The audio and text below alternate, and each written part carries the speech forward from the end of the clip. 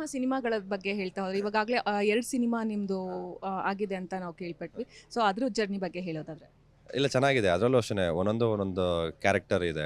ಇದು ಅಯ್ಯನ ಮನೇಲಿ ಅದು ವೆಬ್ ಸೀರೀಸ್ ಬಿಟ್ಟರೆ, ಸಿನಿಮಾ ಅಂತ ಬಂದಾಗ ಪಾಠಶಾಲಾ ಅಂತ ಒಂದು ಮಾಡಿದೆ. ಸೊ ಅದರಲ್ಲಿ ಒಂದು ಲಾಂಗ್ ಏರ್ ಬಿಟ್ಟು ಒಂದು ಹಳ್ಳಿ ಕ್ಯಾರೆಕ್ಟರ್ 80s ಲುಕ್ ಅದು. ಸೊ ಅದು ಬಿಟ್ಟರೆ ಈಗ ಫೆಬ್ರವರಿ 30 ಅಂತ ಹಾರರ್ ಮೂವಿ ಮಾಡಿದ್ದೀವಿ. ಅದು ಈಗ ಆಲ್ಮೋಸ್ಟ್ ಈ ಮಂತ್ ಎಂಡಲ್ಲಿ ರಿಲೀಸ್ ಆಗುತ್ತೆ. ಸೊ ಖುಷಿ ಆಗುತ್ತೆ ಸಿನಿಮಾಗಳು ಬಂದರೆ ಸಿನಿಮಾಗಳು ಮಾಡ್ತೀವಿ. ಬರಲಿಲ್ಲ ಅಂದರೆ ಈ ಥರ ಸೀರಿಯಲಲ್ಲಿ ಮಾಡ್ತಾ ಇರ್ತೀವಿ. ಬಟ್ ಬ್ಯುಸಿ ಅಂತೂ ಇರ್ತೀವಿ. ಈ ಕ್ಷೇತ್ರದಲ್ಲಿ ಬ್ಯುಸಿ ಅಂತೂ ಇರ್ತೀವಿ. ಅಷ್ಟೇ ಬೇಕಾಗಿರೋದು ಒಬ್ಬ ಆರ್ಟಿಸ್ಟಿಗೆ. ಸೊ ಕೃಷ್ಣ ರುಕ್ಕು ಅಂತಂದರೆ ಎಲ್ರಿಗೂ ಕೂಡ ಕೃಷ್ಣ ಅಂತ ಬಂದ್ಬಿಟ್ಟಂದ್ರೆ ಅಜಯ್ ರಾವೇ ನೆನಪಾಗ್ತಾರೆ. ಬಿಕಾಸ್ ಅವರು ಅದೊಂದು ಟ್ರೇಡ್ ಮಾರ್ಕ್ ಆದಂಗೆ ಆಗ್ಬಿಟ್ಟಿದೆ. ಕೃಷ್ಣ ಅನ್ನೋ ಪಾರ್ಟಿಗೆ ಅಜಯ್ ರಾವ್ ಸೂಟ್ ಆಗ್ತಾರೆ ಅಂತಂದು. ಸೊ ಕಿರುತೆರೆಯಲ್ಲಿ ಕೃಷ್ಣ ರುಕ್ಕು ಬರ್ತಾ ಇದೆ. ಸೇಮ್ ಸಿನಿಮಾ ಇತ್ತು, ಇವಾಗ ಅದರದ್ದೇ ಸೀರಿಯಲ್ ಕೂಡ ಬರ್ತಾ ಇದೆ. ಸೊ ಇದ್ರ ಬಗ್ಗೆ ಹೇಳೋದಾಯ್ತು ಅಂದರೆ ಅಜಯ್ ರಾವ್ನ ನೀವು ಕೂಡ ಬೀಟ್ ಮಾಡ್ತೀರಾ ಕಿರುತೆರೆಯಲ್ಲಿ ಕೃಷ್ಣ ಆಗಿ? ಇಲ್ಲ ಇಲ್ಲ ಇಲ್ಲ ಇಲ್ಲ ಅವರು ಅಂದರೆ ನಾನು ಕಾಲೇಜಲ್ಲಿದ್ದಾಗೆಲ್ಲ ಅವ್ರು ನೋಡೇ ಬೆಳೆದಿರೋರು. ಸೊ ಅವಾಗೆಲ್ಲ ಅವರು ಪೀಕಲ್ಲಿದ್ದವರು. ಸೊ ಎಲ್ಲೇ ಅವ್ರನ್ನ ಬೀಟ್ ಮಾಡ್ತೀವಿ ಅನ್ನೋದೆಲ್ಲ ಅದು ತಪ್ಪು. ಬಟ್ ಎಲ್ಲ ಒಂದು ಕಡೆ ಇನ್ಸ್ಪಿರೇಷನ್ ಆಗಿ ತೊಗೊಂಡು ಮಾಡ್ಕೊಂಡು ಹೋಗ್ತೀವಿ ಅಷ್ಟೇ. ಸೊ ಸಿನಿಮಾದ ಬಗ್ಗೆ ನಿಮಗೆ ತುಂಬ ನಾಲೆಜ್ ಇದೆ. ತುಂಬ ಅಂದರೆ ಅಟ್ಲೀಸ್ಟ್ ನೀವು ಒಂದೆರಡು ಸಿನಿಮಾ ಮಾಡಿದ್ದೀರಾ. ಸೊ ಅಷ್ಟೊಂದು ಎಕ್ಸ್ಪೀರಿಯನ್ಸ್ ಇದೆ. ಸೊ ಈಗ ಟಾಕ್ಸಿಕ್ ಬರ್ತಾ ಇದೆ. ನಮ್ಮ ಕನ್ನಡ ಇಂಡಸ್ಟ್ರಿನ ಅದು ಬೇರೆ ಲೆವೆಲ್ಗೆ ತೊಗೊಂಡು ಹೋಗುತ್ತೆ ಅನ್ನೋಂಥ ಮಾತು ಎಲ್ಲ ಕಡೆ ಕೇಳಿ ಬರ್ತಾ ಇದೆ. ಈಗ ಜೂನ್ 4ಗೆ ಅದು ಪೋಸ್ಟ್ಪೋನ್ ಆಗಿದೆ ರಿಲೀಸ್ ಆಗೋದು. ಸೊ ಟಾಕ್ಸಿಕ್ ಬಗ್ಗೆ ಯಶ್ ಸರ್ ಬಗ್ಗೆ ನಿಮ್ಗೆ ಏನು ಅನ್ಸುತ್ತೆ? ಅವ್ರ ಆ್ಯಕ್ಟಿಂಗ್ ಬಗ್ಗೆ ನೀವು ಎಷ್ಟು ಇನ್ಸ್ಪಿರೇಷನ್ ತೊಗೊಂಡಿದ್ದೀರಾ ಅದ್ರ ಬಗ್ಗೆ ಹೇಳೋದಾದ್ರೆ? ಸಿಕ್ಕಾಬಟ್ಟೆ ಇನ್ಸ್ಪಿರೇಷನ್ ತೊಗೊಂಡಿದ್ದೀವಿ. ಆ್ಯಕ್ಚುಲಿ ಇದು ಟಾಕ್ಸಿಕ್ ನಾವು ಟ್ರೈಲರೆಲ್ಲ ನೋಡಿದಾಗ ಸಿಕ್ಕಾಬಟ್ಟೆ ಖುಷಿ ಆಯಿತು. ಯಾಕಂದರೆ ಆ ಮಟ್ಟಿಗಿದೆ. ಯಾವುದೇ ಇಂಡಸ್ಟ್ರಿಗೆ ಏನು ಕಮ್ಮಿ ಇಲ್ಲ ಅನ್ನೋ ಮಟ್ಟಿಗಿದೆ. ಅವ್ರ ಬಗ್ಗೆ ಮಾತಾಡೋದು ತುಂಬಾ ಚಿಕ್ಕವನು ನಾನು. ಬಟ್ ಅವ್ರನ್ನ ನೋಡಿ ಅವ್ರ ಥರ ಆಗಬೇಕು ಅಂತ ಎಷ್ಟೋ ಹುಡುಗರ ಕನಸು, ಎಷ್ಟೋ ಆರ್ಟಿಸ್ಟ್ಗಳ ಕನಸು. ಅದ್ರಲ್ಲಿ ನಾನು ಒಬ್ಬ ಇನ್ಸ್ಪೈರಿಂಗ್ ಆಗಿ ತೊಗೊಂಡು ನಡೀತಾ ಇದ್ದೀನಿ. ಸೊ ಅಷ್ಟು ಹೇಳೋದಕ್ಕೆ ಇಷ್ಟಪಡ್ತೀನಿ. I am very big fan of S sir. Yes. So Mouna ಅವ್ರ ಜೊತೆಗೆ ಸ್ಕ್ರೀನ್ ಶೇರ್ ಮಾಡ್ಕೊಳ್ತಾ ಇದ್ದೀರಾ. ರುಕ್ಕು ಆಗಿ ನಿಮ್ಮ ಜೊತೆ ಅವರು ಪಾರ್ಟ್ ಮಾಡ್ತಾ ಇದ್ದಾರೆ, ಅದ್ರ ಬಗ್ಗೆ ಹೇಳಿಲ್ಲ ಅಷ್ಟೇ. ಇಲ್ಲ, ಅವಳು ಮುಂಚೆಯಿಂದ ನನಗೆ ಫ್ರೆಂಡೇನೆ. ಸೊ ಎಲ್ಲ ಒಂದು ಕಡೆ ತುಂಬಾ ಈಸಿ ಆಗ್ತು ಅನ್ಕೋತೀನಿ ನಂದು ಅವಳದು ಇಲ್ಲಿ ಬಾಂಡಿಂಗು. ಅವಳು ನಾನು ಕೆಲವೊಂದು ಸೀನ್ ಮಾಡಿದಾಗೆಲ್ಲ ಅವಳಿಗೂ ಅಷ್ಟೇ ಸಿಕ್ಕಾಬಟ್ಟೆ ಒಂಥರ ಕಂಫರ್ಟಬಲ್ ಇತ್ತು. ಬಟ್ ಆ ಜಾಗದಲ್ಲಿ ಬೇರೆ ಯಾರಾದರೂ ಆಗಿದ್ರೆ ನಮಗೆ ಸ್ವಲ್ಪ ಟೈಮ್ ಬೇಕಾಗ್ತಿತ್ತನೋ. ಬಟ್ ಇಲ್ಲಿ ನಮಗೆ ಅದಿರಲಿಲ್ಲ ಮೈಂಡಲ್ಲಿ. ಅವ್ರು ಬರ್ತಿದ್ದಂಗೆ ಫುಲ್ ಕ್ಲೋಸ್ ಇದ್ವಿ. ಸೊ ಅದೊಂದು ತುಂಬಾ ಈಸಿ ಆಯಿತು. ಅವಳು ಅಷ್ಟೇ ತುಂಬ ಒಳ್ಳೆ ಹುಡುಗಿ, ತುಂಬ ಚೆನ್ನಾಗಿ ಮಾಡ್ತಾಳೆ, ಒಳ್ಳೆ ಕಲಾವಿದೆ. ಚೆನ್ನಾಗಿ ನಡೀತಿದೆ, ಚೆನ್ನಾಗಿ ಒಳ್ಳೆ ಹೊರಗಡೆನೂ ಅಷ್ಟೇ ಒಳ್ಳೆ ರೆಸ್ಪಾನ್ಸ್ ಇದೆ. ಅವಳದಾಗಲಿ ನಂದಾಗಲಿ ಕೆಲವು ಈಗ ಪ್ರೊಮೋ ಎಲ್ಲ ನೋಡಿದಾಗ ತುಂಬಾ ಚೆನ್ನಾಗಿದೆ ಅಂತೆಲ್ಲ ಒಳ್ಳೆ ರೆಸ್ಪಾನ್ಸ್ ಬರ್ತಿದೆ. She is very good.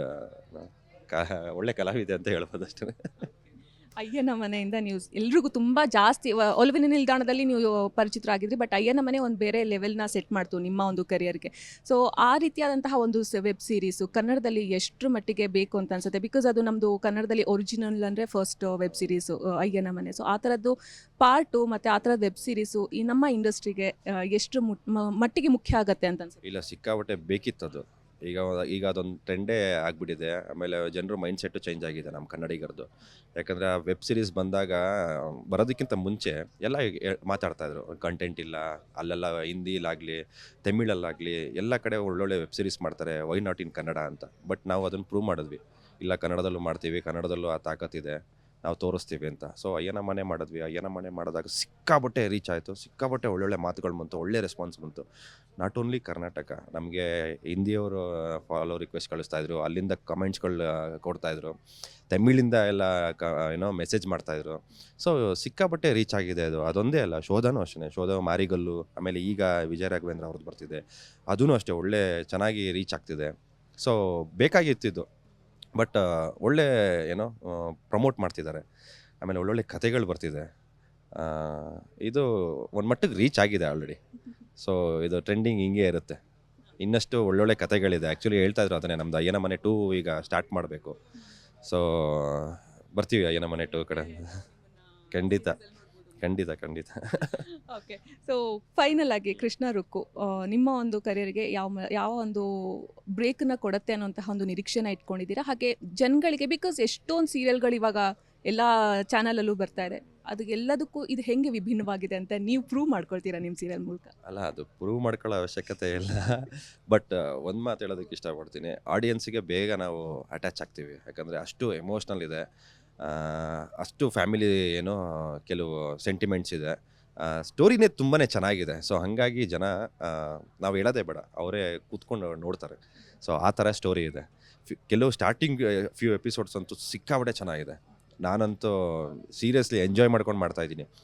ಆರ್ಟಿಸ್ಟಿಗೆ ಏನೇನು ಬೇಕೋ, ಈಗ ಮಾಸ್, ಈಗ ಫೈಟ್ ಸೀಕ್ವೆನ್ಸ್ ಎಲ್ಲ ಮಾಡಿದ್ದೀವಿ, ಅದು ಥ್ರಿಲ್ಲರ್ ಮಂಜು ಸರ್ ಮಾಡಿದ್ರು. ಆಮೇಲೆ ದಿಲೀಪ್ ಸರ್ ಅಂತ ಒಬ್ಬರಿದ್ದಾರೆ, ಅವ್ರು ಮಾಡಿದ್ರು. ಸೊ ಫೈಟ್ ಆಗಿರ್ಬೋದು, ಈ ಕುಡ್ದಾದ್ಮೇಲೆ ಅವನು ಎಮೋಷ್ನಲ್ ಆಗಿರ್ಬೋದು, ಅಮ್ಮ ಮಗ ಸೆಂಟಿಮೆಂಟು, ಅದು ಅಳಿಯ ಮತ್ತು ಅತ್ತೆ ಸೆಂಟಿಮೆಂಟು, ಅಣ್ಣ ತಮ್ಮದಿರ ಸೆಂಟಿಮೆಂಟು, ಇದೊಂಥರ ಪ್ಯಾಕ್ ಆಫ್ ಏನೋ ಒಳ್ಳೆ ಎಂಟರ್ಟೈನ್ ಥರ ಇದೆ. ಸೊ ಹಂಗಾಗಿ ಗೊತ್ತಿಲ್ಲ ಅದು ಯಾವ ರೀತಿ ಹೆಂಗೆ ಕರ್ಕೊಂಡೋಗುತ್ತೆ ಈ ಸೀರಿಯಲ್ ಮುಖಾಂತರ ಅಂತ. ಬಟ್ ಎಲ್ಲೋ ಹೋಪ್ಸಿದೆ, ಈ ಸೀರಿಯಲ್ ಜೊತೆಗೆ ಬರ್ಬೋದೇನೋ ಅಂತ. ಇದೇ 9ನೇ ತಾರೀಕು ಸೋಮವಾರದಿಂದ 6:30ಗೆ ನಿಮ್ಮ ಮನೆಗಳಿಗೆ ಬರ್ತಾ ಇದ್ದೀವಿ.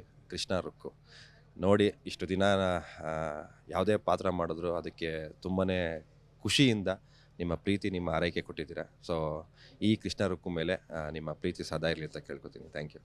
Thank you so much and all the best ನಿಮ್ಮ ಸೀರಿಯಲ್ಗೆ. Thank you.